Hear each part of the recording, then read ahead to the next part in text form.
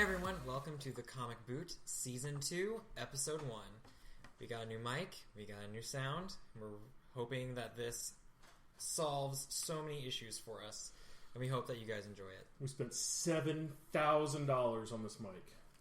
Is there even a mic that costs $7,000? It's probably gold-plated or something. I actually would like Rick that. James had one. Really? A gold-plated mic? No, I have no iddia. It's Rick James. It's entirely possible. It's Rick James, bitch. Prince probably had one. His was probably like gold-plated. Fuck your couch! Fuck your couch! Fuck your couch!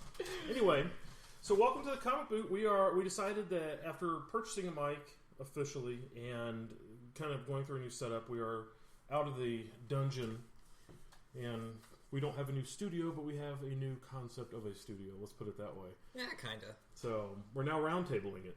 It's another room. It's another room. We just moved upstairs, that's it. We just went upstairs. Hey, it works. So, but yeah, so a little bit of a different setup, and we're going to kind of do the same things that we've been doing. Our Tuesday episodes are still going to consist of news and notes, and then our Thursday episodes are going to be a little bit more socially poignant. And this week, on Thursday, we are discussing an article that we posted on Facebook from The Atlantic, discussing comic book, not necessarily just sales, but gimmicks and the fall off of the comic book community as a whole, and the issues that surround Marvel, DC, the big three, Marvel, DC, and Image. Yeah. Mainly Marvel. To say it's mainly Marvel, but And DC. I mean, they accuse it's not Image doesn't really fall under the issues that they were talking about in the article. They bring up Image as the golden child. Well, but they still do some of the tricks. We'll talk about it on Thursday. But yes. Anyway, so if you want to read that before we discuss it on Thursday, feel free to go to our Facebook page and check it out. Make sure you like the page so you can get all these articles that we're going to be talking about. It's a little lengthy, but it's a good read. I recommend it for sure. 5-7 minutes, 10 minutes max. If you're a slow reader, it's not too bad. But anyway, so welcome to Tuesday. Yeah, we got some news. Some good news. news. Well, not all of it's good, but not all of it's good. Do you want good news or bad news? Let's do bad news first. Bad and news then we first. Can get it out of the way. Over the last week, it's come to everyone's attention that Zack Snyder has left the post-production of Justice League and handed the reins off to Joss Whedon for a drastic and terrible reason. His 20-year-old daughter recently committed suicide, and his family, his wife and himself, and his other kids were trying to kind of handle this in a private manner. And he realized that mentally it just was too much for him to kind of keep under wraps. And so he finally came out and kind of said, this is what's going on, handed the reins of the post-production and reshoots over to Joss Whedon. And he's now spending time with his family. As he should. As he should. And we wish them the best of luck and our condolences in this trying and upsetting time. Yeah, and the social media outcry and support has just been phenomenal for Zack Snyder. When in the past it's been terrible. Fuck Zack Snyder. Well, there's either fuck Zack Snyder or thank you, Zack Snyder is God. Yeah. And so we just hopefully he can get mentally better and in a little bit of a better place, and they can heal from this tragic thing. That's all the bad news that I have. So that's unfortunate that happened, but it's like big bad news. It is. So if you have any concerns about this, fear not. Joss Whedon is a brilliant director. He is more than capable. More than capable. He's had some stuff attached to him about the Avengers movies and things like that, but he did direct the first 2 Avengers movies. Yeah. And the second one, Age of Ultron, he did under extreme duress for Marvel Studios when he was trying to bring 19 timelines into one cohesive thing, and he made it work, and then he said, fuck off, I'm leaving. Yeah. And then everyone got mad at him because he wanted to explore the relationship between Black Widow and the Hulk. And why? I mean, I just don't... I have no idea why. I just know that a lot of people were like, about it. I'm like, I don't... Let it be. That makes sense to me, honestly. Does. And we talked about that in one of the episodes we did last year. Yes. About Black Widow and Hulk. And how it would be a great story to tell. But anyway, so he has moved on. Of course, we covered him last season with him. He's going to be writing Batgirl. Writing, directing, producing Batgirl. And so He's Ben Afflecking it. Zack Snyder, Yeah, except for starring. You never know. He might just be like, "I'm Alfred now." I would take that. I'd be okay with that. And so Joss Whedon has superhero history, Yep. writing X-Men for a couple of years. One of the great runs of X-Men, one of the classic runs of Astonishing. X-Men. Astonishing X-Men. Yeah. And then directing, of course, the two Avengers movies, and now he's moving on to Batgirl, and, he's And gonna then finish making up. Buffy and Firefly and Yeah, the dude he's a god in sci-fi worlds. Or at least he should be considered one. He is solely off of Firefly alone, actually. I mean, people Buffy first, love Firefly. but Firefly's following is It's amazing. insane. It's like a show went for one season, and One season, one movie, man. and they celebrated like the 10-year anniversary of it getting canceled. Like it's that popular. It's good. That's actually a great show. But anyways, on to more news.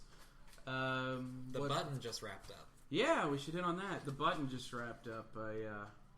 So it's 4 issues altogether. It's Batman 21, Flash 21, Batman 22, Flash 22.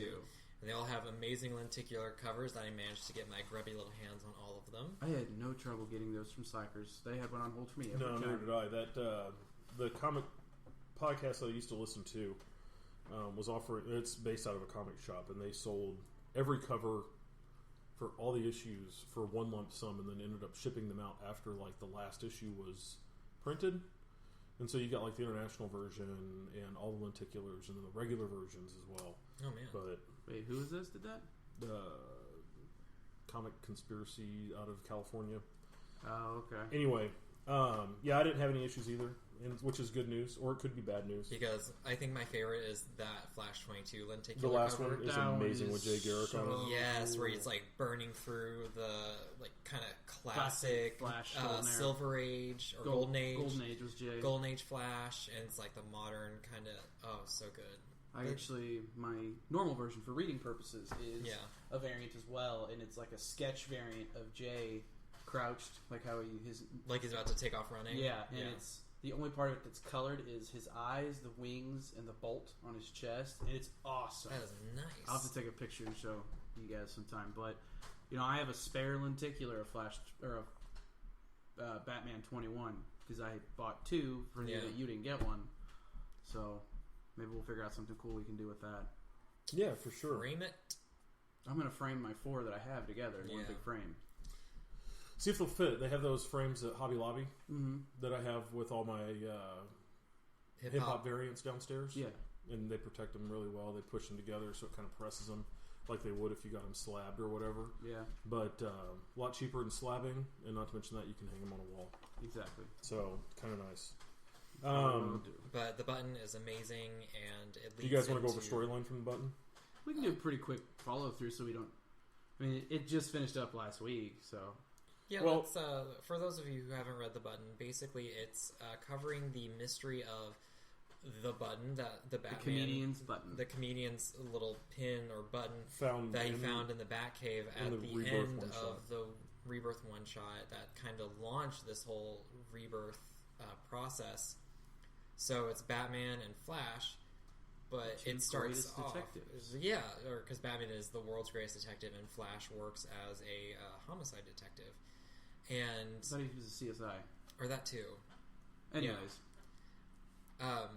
But Batman is amazing because it starts off with the Reverse Flash, like pre-New 52 Reverse Flash that was Eobard supposed to Thawne. be, Eobard, and he was supposed to be dead because Batman's dad in the Flashpoint world drove a sword through his heart, but now Which he has was come back, awesome. to wreak havoc on Which, the son of the man who killed him. if you read Flash, I think it's Flash 20.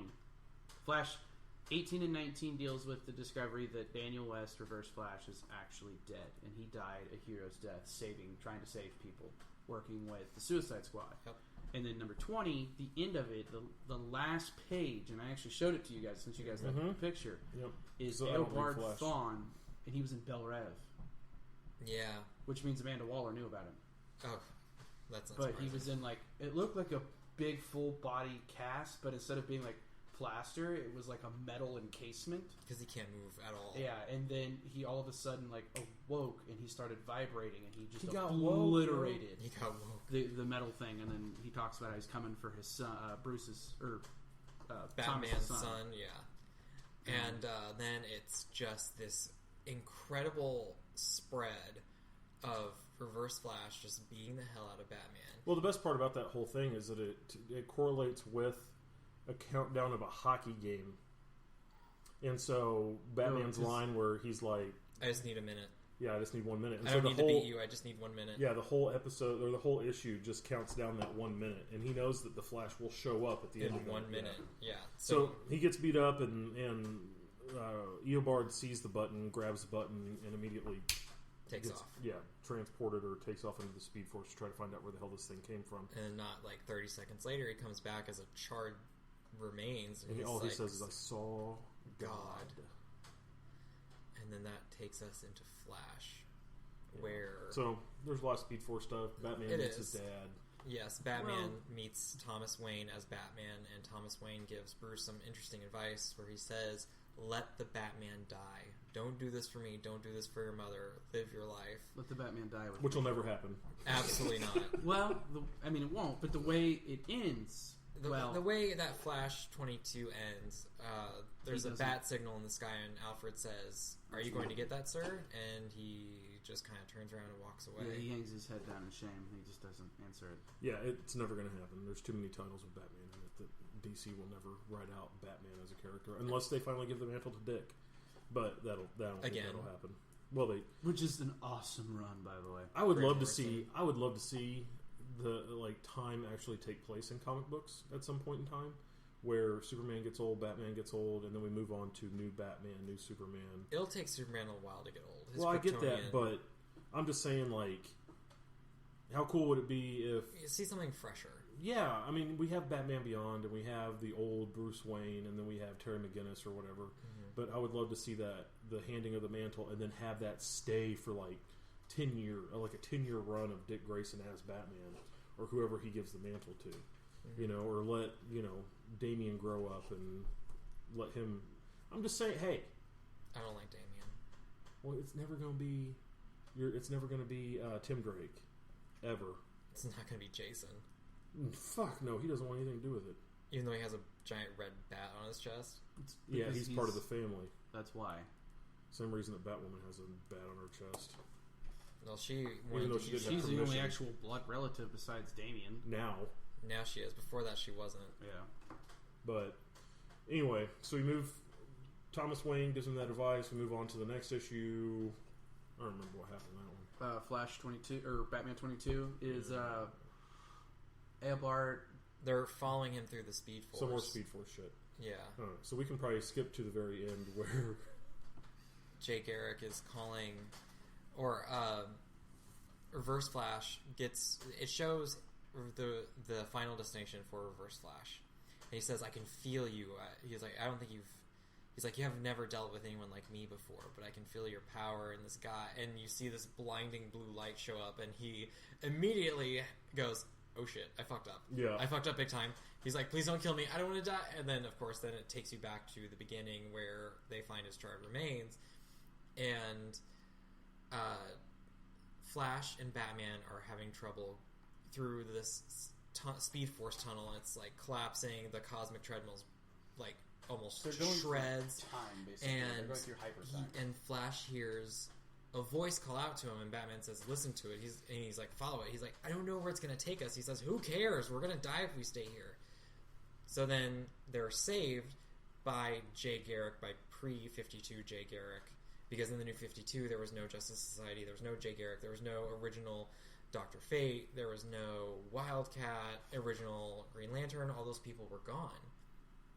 So now Jay Garrick has showed up, and he's like, "Someone has stolen us. Someone has wiped us from time." He goes, "I need you to remember me. I need you to be my